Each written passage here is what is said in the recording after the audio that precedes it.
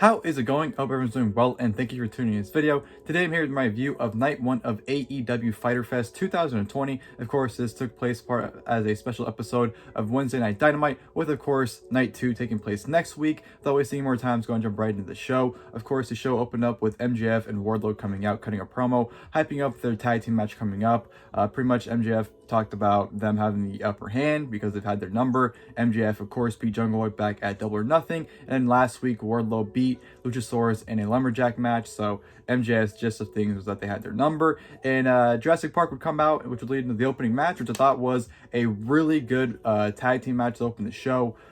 Jurassic Express, I've always been a huge fan of these two. Ever since I first started watching them, when AEW started, they've always had a lot of potential, and every time I watch them, I feel like I'm always having a ton of fun watching, and that's exactly what I felt here. The chemistry between all four men definitely showed, reignited from the previous matches. Right from the get-go, obviously, MJF and Wardlow were in control of Jungle Boy. Jungle Boy would get the hot tag Luchasaurus. Luchasaurus would run wild on both MJF and Wardlow. This was just a really fast-paced, match. All four men looked very, very well, and were able to integrate all their, past elements and past stories, and do some callbacks to previous matches into this as well. So I thought it was a great mixture of things. Marco Stunt got involved. Wardlow just absolutely tossed Marco Stunt, or threw Marco Stunt onto Jungle Boy, which I thought was great. But yeah, great match to open the show. MJF was getting upset with Wardlow, which, he ended up trying to apologize, but then he got bumped into Wardlow, ended up hitting him with the Dynamite Diamond Ring, which would set up Luchasaurus going absolute ape shit on Wardlow, went for the pin, but then Wardlow just did the Undertaker sit up, hit him with a huge PK, followed by a standing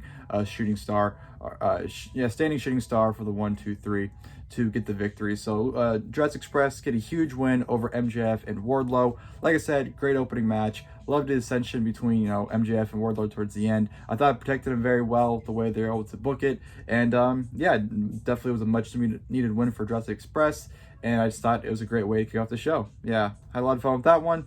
Then we had an ad for next week, which was a puppy battle royal. So for night 2 next week, we'll be having a puppy battle royal at Fyter Fest, so stay tuned for that. Lance Archer and Joey Janela, they're going at it at ringside because obviously they have a match next week at night 2. So that was a little, preview, I guess, for next week. Not really too sure, but it is what it is. Then we go to, which I thought was match of the night, the AEW Women's World Championship. Shida defending against Penelope Ford. If there's been one criticism, or one huge criticism about AEW so far, it's been the women's division. I think everyone's been pretty critical of their women's division, at least how the matches are. But I will say, Penelope Ford and Shida went out there and shut everyone up, I should say. I thought they went there and had a great match. Definitely surprised everyone, especially me. Penelope Ford, I thought she's so far had a very underwhelming performance in AEW. I felt like some of her matches have been whatever, especially at Double or Nothing, her and Chris Statlander. I wasn't a huge fan of that match, but she came to play here against Shida, and I thought she looked absolutely fantastic in this match. Both women went out there right from the get-go. Shida hit a huge running knee to set up for the Falcon Arrow, which Penelope Ford was able to get out of. Then Shida would just work over Penelope Ford. Then Kip Sabian, of course, got rejected from ringside from the very beginning. But Penelope Ford looked really great, especially the spot where Shida went for a drop kick and Penelope Ford just did like a handspring backwards. I thought they came off excellent. She had a handful of stunners, which was a little too much to my liking. I just felt like she was spamming stunners at one point to get some near falls, which she really did. There was towards the end, I thought she legitimately was going to win the championship with the near falls. So they were very believable. So they definitely caught me in that moment. But Kip Sabian came back out, kendo stick, tried to hit Shida with it, but he tried to hit Shida with the kendo stick as Penelope Ford was at ringside trying to take the championship, trying to distract the referee for Kip Sabian to come out to do that. As she distracted, Penelope Ford ran back in the ring, hit a stunner for a near fall. Great stuff there. And then Shida just went absolute ape shit on Penelope Ford, hit her right knee to the back of the head, then side right to the face, and then hit the Falcon Arrow for the 1, 2, 3. Shida retains the AEW Women's World Championship. Like I said, great match. By far, AEW's best women's match so far. Not even close. This has definitely been the best one. And yeah, definitely was a great showing for their division. And Shida definitely has been a great champion so far. So yeah, Penelope Ford and Shida definitely took by surprise and produced a great match.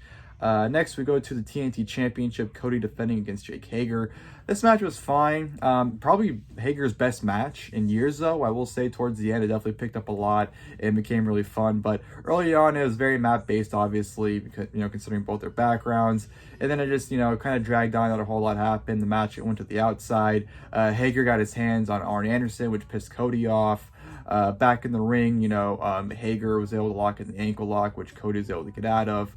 Cody hit a beautiful cutter off the top rope, by the way. Not even a springboard off the second. He did it off the top, and I thought the way it came off was beautiful. Hit that, but Hager got in control, was in the ankle lock, had Cody in it once his wife, Catalina, slapped Cody when the referee wasn't paying attention, which allowed Hager to pull him back in the middle of the ring, but then Dustin Rhodes came out. Was able to get involved, but didn't really matter because Jake Hager still got the upper hand on Cody. Hit the Uranagi, locked in the clutch, I guess it's called, the triangle clutch on Cody. But Cody was able to counter that into a pin. So Dusty finish, 1, 2, 3. Cody retains the TNT Championship over Jake Hager. Overall, like I said, I thought it was a good match. It was fine. Definitely Hager's best match in years. But, nothing really worth going out of your way to see. Afterwards, Hager was pissed off, punched a referee, and I guess they're kind of adding to his character, how he's a loose cannon and whatnot. But yeah, it was fine for what it was. Nothing to rave over. We had a video package about Darby Allin. He's pretty much saying that he wasn't clear to compete, but he's going to skate still and whatnot. So, it was fine. Nothing really too much to talk about. Private Party took on Santana and Ortiz. This match was fine as well. I thought it was fun, though. Private Party, even though I enjoy watching them, you can definitely tell how green they still are. I felt like in this match, their sloppiness really showed, especially on Isaiah Cassidy's part. I feel like once he got that hot tag against Santana Ortiz, he kind of was slipping and was kind of, I don't know, just I wasn't feeling it. It wasn't as smooth and crisp as you expect. And I know Private Party, they're still, fairly new, and they're still, seasoning. They're still getting better. But I just, like I said, in these matches, I feel like it's a good performance, but then they get exposed, and you kind of can see the weaknesses and see where they're not really connecting still. So I just felt like that was shown in it. But it was still a fun match, especially towards the end. I was having fun with it, especially when Santana and Ortiz hit a Liger bomb onto I think it was Isaiah Cassidy for a great near fall. But of course, Santana Ortiz tried to get the victory, but at the end, Private Party got the victory. Once they had their finish onto Santana, pinned him. Ortiz tried to break it up, but was not able to break the pin up in time. So as he got in the ring to break it up, the referee already counted 3. So Private Party get a huge victory over Santana and Ortiz. It was, like I said, it was a good match. It was fun the last few minutes, but like I said, I definitely felt like it kind of more exposed Private Party than anything else, but that's just my personal opinion. Next, we have a promotion for Jon Moxley and Brian Cage. That match was supposed to happen next week at night 2, but that match is actually being pushed back for 2 weeks. So on July 15th, that match will be happening at Fight for the Fallen. So not only will we be getting night 2 of Fyter Fest next week, but the following week we'll be having Fight for the Fallen happening as a Dynamite special as well. So obviously, if you don't know, Renee Young came out that she tested positive for COVID-19. So I think obviously they're pushing this match back a week to kind of keep Moxley at home for that time period. So it's very understandable, and we get Fight for the Fallen out of it as well. So no complaints from me. It's just one more week anyway, so it's not a big deal if you ask me. So with that being said, instead of a world title match next week, we'll be having a AEW World Tag Team title match taking place next week as well. So the winners of the main event will be defending against Private Party after the victory they had against Santana and Ortiz. So that match will be taking place now. Taz came out and cut a promo pretty much explaining that, the match is not happening next week, but it doesn't matter. It's happening the week after. Moxley, whatever political bullshit you played, the only thing you have a case of is the chicken shits. Fantastic promo by Taz. I'll say that. As much as I haven't really enjoyed Taz over the last 10 plus years or so, or probably longer than that, I will say this. He's been killing it in the role for Brian Cage's manager. I've been digging them as a duo, and I think he's been doing a fantastic job. So, killer promo by Taz. Never thought I'd really say that, especially in 2020. But, it hyped me up for Moxley and Cage in 2 weeks. So, yeah, Cage, Moxley, instead of, like I said, it happening next week at night 2 of Fyter Fest, it'll be at Fight for the Fallen in 2 weeks instead. So, still looking forward to that one. And, of course, go to main events, which was for the AEW World Tag Team Championship. Kenny Omega and Adam Page defending against Best Friends. Best Friends came out. They were dropped off by Trent's mom. And if you've watched the Best Friends show, or if you've just followed Trent over the years, he's referenced his mom so many times. And to see it come into tuition and play on national television, I popped huge for it, and I thought it was awesome. So to see Trent's mom on TV, kudos to AEW. That was a great move on your part. But yeah, the main event I thought was really good. Pretty much as good as a match you expect from these two. Kenny Omega and Adam Page make such a tremendous tag team. I could watch those two teams forever, man. I think Omega's done his best stuff in AEW so far since teaming with Page, and this was a great main event. You know, Best Friends actually look like they're going to secure the tag team titles a handful of times, especially when they hit the ground zero on Hangman Page for a great near fall and before Omega broke it up. I fell for it. I legitimately thought Best Friends were going to win the championship at that point, but Page's stuff with Trent, that was fantastic, especially when he hit the a fallaway slam on him.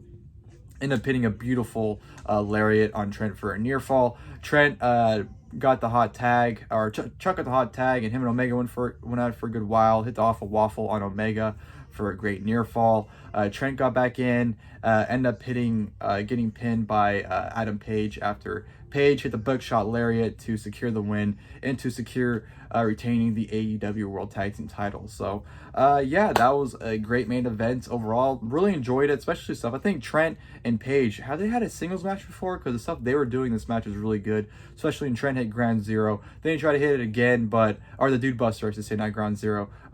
He had ground zero hit on him earlier, but then it was a singles match essentially for a good little while between Page and Trent. Trent went for the Dude Buster, but Page was able to counterfully beautiful it into the dead shot. So I thought that was a great counter there. So would definitely love to see a Hangman Adam Page and Trent singles match in the future. But yeah, that was a great main event to close night one. Obviously FTR was at ringside during all this. They were at commentary, which, by the way, I forgot to add during the private party and Santana Ortiz match, Chris Jericho was on commentary. Well, Jericho was on commentary throughout the entire show. Orange Cassidy's on commentary well, so after that match, they actually had altercation. So I forgot about that little skit, but that popped in my head right now, so I thought I'd mention that. But yeah, FTR came out midway through the main event to join commentary, which they didn't really join. They just sat there and drank beers.